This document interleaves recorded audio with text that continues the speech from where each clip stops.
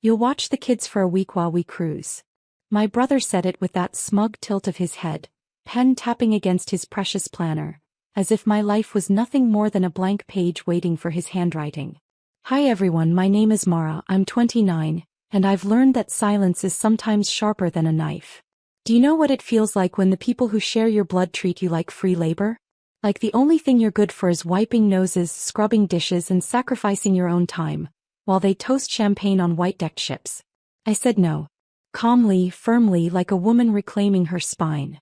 But in my brother's world, no was just background noise.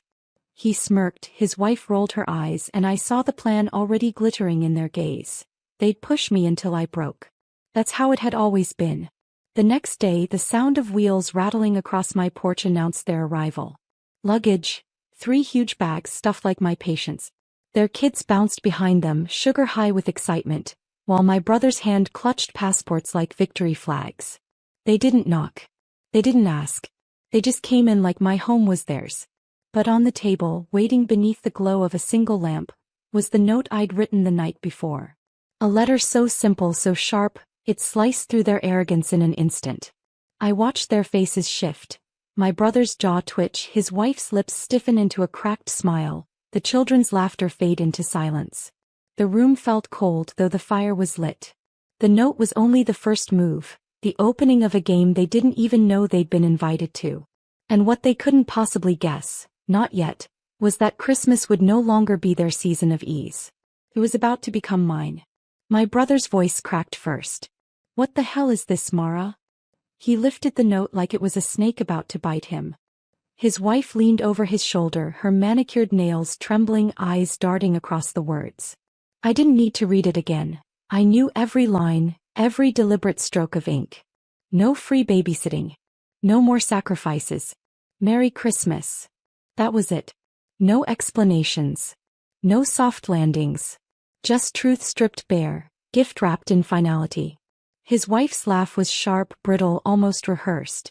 She's bluffing. You'll watch them, you always do. Her confidence made me almost pity her. Almost. Because she still believed I was the same Mara who once canceled dates, skipped shifts, and bent my life until it cracked, just so they could sip margaritas on balconies with ocean views. But this Christmas I had drawn a line in the snow. The silence after my refusal stretched long, punctured only by the faint crackle of pine logs in the fireplace. My heart hammered, but my face was carved from stone. They searched me for weakness, for that flicker of guilt I used to wear like perfume. They didn't find it. You're unbelievable, my brother spat, his planner pressed to his chest as if his whole world would collapse without my compliance. Do you have any idea how hard it was to book this trip? Flights, hotels, excursions. Do you know what this cost me? Yes. Money. Always money. As if dollar signs were heavier than my life. I looked at him, really looked, and realized he wasn't angry because I said no. He was furious because for once he wasn't in control. You should have asked, I whispered, my voice low but slicing. Instead you assumed. His wife scoffed, dragging the kids toward the couch, trying to reclaim the air of authority. But the truth was already out, humming through the room like electricity before a storm. They had walked in carrying luggage. But they'd leave carrying something far heavier, the weight of realizing they no longer owned me. And what they didn't know, what made me bite back a smile, was that the real surprise hadn't even started yet. My brother slammed his planner shut so hard the kids flinched. His face was red now, the kind of red I'd only seen when he was losing a game he thought he'd already won. His wife whispered something sharp in his ear and his jaw clenched tighter. You think this is funny? He hissed. You think you can just refuse? After everything we've done for you? For me? I almost laughed. Done for me? They'd use me like a free service, draining my time, my sanity, my youth. I thought of the countless nights when I sat rocking their colicky baby while they danced in sequins and suits. The mornings when I walked into work half asleep, smelling of baby formula, just to keep their lives sparkling. And yet here he stood playing victim. I didn't answer. Silence can be more powerful than shouting. Instead I gestured toward the note still quivering in his hand. That's all you need to know. He took a step closer, his shadow stretching long across the wooden floorboards. You'll regret this, Mara. Your family. Family sacrifices. I met his stare, calm as snow outside the window. Family respects. Family asks. Family doesn't demand. For a moment I saw it, the flicker of doubt in his eyes. The realization that maybe, just maybe, he'd pushed too far. But pride is a cruel master, and my brother was its most loyal servant. His wife stood, scooping up the kids' coats with quick, jerky motions. Fine. We'll figure it out. But don't expect us to ever be here for you again. Her words fell like ice. And still I didn't flinch. Because what she didn't know, what neither of them could even imagine, was that I had spent weeks preparing for this Christmas. And the note? That was just the wrapping paper. The real gift, the one that would turn their smug certainty into pure dread, was waiting just outside the door. The front door creaked as a gust of icy wind slipped inside, carrying the smell of pine and the faint chime of church bells in the distance. My brother shoved the note into his pocket like he could bury it there, pretend it didn't exist. His wife tugged on the kid's sleeves, muttering about wasted time, wasted money, wasted everything. Let's go, she snapped, her heels clicking like gunshots across the floor. We'll drop the kids at Mom's. At least she knows how to support family. But when she yanked the door open, her voice caught in her throat. Because parked at the curb, headlights glowing against the snow, wasn't their shiny SUV. It was a sleek black sedan. And beside it, two men in tailored coats stood waiting, their breath rising like smoke in the frosted air. My brother froze. His wife went pale. The children clutched each other. I stayed seated, my hands folded calmly in my lap.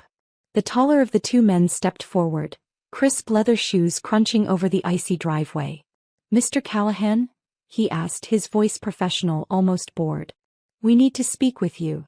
My brother's planner slipped from his grip, scattering papers across the floor. His carefully drawn schedules, his bullet-pointed itineraries, everything fluttered like dead leaves. What is this? His voice cracked. Mara, what did you do? I didn't answer. I let the silence stretch until it burned. Until his own imagination wrapped the noose tighter than I ever could. The men exchanged a glance before holding out a folder. It concerns your accounts, the shorter one said. You'll want to come with us. His wife's knees buckled slightly. Accounts? What accounts?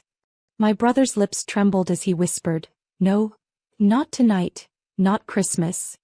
And I just sat there watching the snow swirl past the open doorway, knowing this was only the first crack in the glass house they'd built. Because what was coming next wasn't a storm. It was an avalanche. The folder snapped open with a clean, cruel sound. Inside, thick stacks of paper, statements, transfers, signatures that weren't supposed to exist. The taller man slid one page free and held it out under the glow of my porch light. Offshore accounts, he said plainly. Funds misreported. Several transactions flagged. We've been instructed to speak with you immediately. My brother's hands shook so badly he couldn't take the paper. His wife grabbed it instead, her eyes scanning the lines until her painted face drained of color. This isn't real, she whispered. But her voice betrayed her, trembling, uncertain, afraid. I leaned back in my chair, heart steady for the first time in years. There was the secret I'd stumbled upon weeks ago when a misplaced email from his broker landed in my inbox by mistake. The one I'd quietly copied, quietly researched, until the truth unfolded like a map leading straight to this very night. Mara, he said, finally turning toward me. His voice was desperate now, stripped of arrogance. Please. You don't understand. This isn't what it looks like. I tilted my head, studying him the way he'd always studied me, like prey he thought he could corner. It looks like lies. It looks like theft. It looks like you built your vacations on sand while calling me selfish. The men exchanged another look, efficient, detached. Sir, we'll need you to come down and answer some questions. Tonight. His kids whimpered, clutching their mother's coat. She snapped at them to hush, but her voice cracked, sharp as broken glass. My brother stumbled back, his planner forgotten, his pride collapsing faster than the snow drifts gathering on the steps. On Christmas, he whispered, like the holiday itself should protect him. But no holiday saves a man from the truth. I stood finally, my voice calm and cold as the night air. Merry Christmas, brother. Consider this my last babysitting job. Watching you answer for what you've done. And as they led him down the steps, the snow swallowed his protests whole. The sedan's doors slammed shut, muffling his panicked voice until it was nothing but a faint echo swallowed by snow.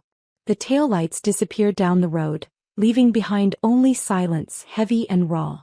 His wife stood frozen on my porch, clutching the kids like props in a play that had suddenly lost its script. Her eyes darted to me, venom laced with fear. "You did this. You ruined us." I stepped closer, the firelight from inside casting my shadow across her face. "No," I said quietly. "He ruined you. I just stopped cleaning up the mess." Her lips trembled, but she had no comeback. For years she'd laughed behind my back, tossing me scraps of fake gratitude as if I should be grateful for crumbs. Now her foundation cracked, and every word she didn't speak was louder than any insult she'd ever thrown. The kids shifted uneasily, too young to understand the weight pressing down on the night. Their wide eyes flicked between their mother's stiff posture and my steady calm. For a moment I felt the ache of their innocence, the way betrayal ricochets onto those who don't deserve it. "Go home," I whispered. "Figure out how to explain this without making me the villain. Because one day they'll know the truth." Her face crumpled, rage twisting into something fragile. She yanked their hands and stormed off into the snow, dragging them toward the SUV parked at the corner. The sound of the engine starting felt like the final curtain on a play I'd never wanted to be part of. Inside the house was still warm, but my body buzzed cold. The pine-scented air, the glow of the tree, the wrapped gifts under it. Everything felt sharper now, realer. For the first time in years, Christmas didn't belong to them. It belonged to me. I sank into the armchair by the fire, staring at the flickering flames. The note was gone, the confrontation finished, but the story wasn't over. Because the fallout hadn't even begun. The phone rang just past midnight. The kind of ring that slices through silence like a blade. I didn't need to look at the caller ID, I already knew. "Mara." My mother's voice was sharp, laced with accusation. "What did you do to your brother?" I let the question hang in the air, her demand rattling against the quiet hum of the fire. "I didn't do anything," I said evenly. "He did this to himself." Her breath hissed on the line. "You could have helped him. You could have kept quiet. Family doesn't betray family." The irony nearly choked me. For years, family had meant me breaking my back while they sipped cocktails. For years, family meant my needs were disposable. Now that the spotlight was finally on him, suddenly I was the betrayer? "Family doesn't use family either," I said softly. "Or did you forget?" There was a pause, brittle and long. Then her voice dropped, venom curling around each word. "You'll regret this, Mara. We all will." The line went dead. By morning the fallout had already spread. My phone buzzed with messages from cousins, aunts, even neighbors. Some dripping with pity. "Why would you do this on Christmas?" Some spitting with rage. "You destroyed your brother's future." But in every accusation I heard it, the cracks forming in their perfect illusion. Whispers traveled faster than snowflakes, and soon, the truth of his hidden accounts bled into every conversation. My brother's empire of control was collapsing in real time, and for once I wasn't the scapegoat. I stepped outside, the cold air biting my skin awake. Snow lay untouched across the yard, pure and silent like a clean slate.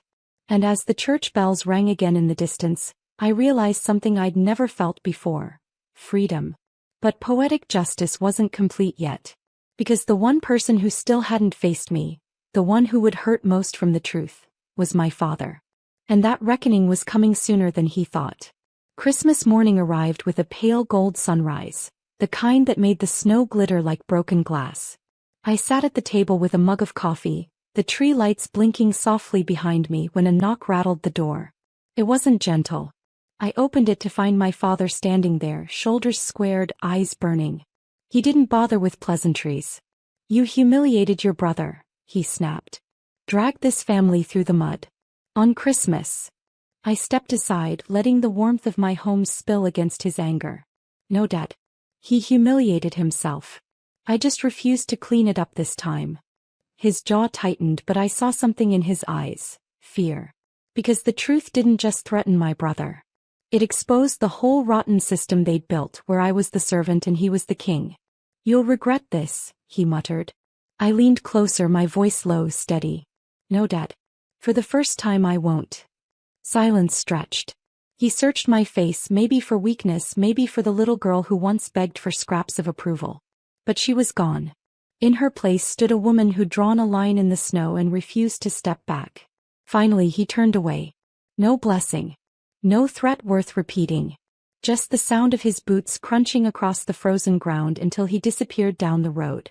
I closed the door and exhaled, the weight sliding off my shoulders. The fire crackled, gifts sat untouched, and for the first time in years the holiday felt mine. Not theirs. I thought of my brother, his planner abandoned, his accounts exposed, his perfect world collapsing. I thought of my parents, scrambling to rewrite a story that no longer had me as its villain. And then I smiled. Not a bitter smile, not a wounded one, but the kind of smile that feels like starting over. Because this Christmas wasn't about babysitting someone else's children. It was about reclaiming my own life.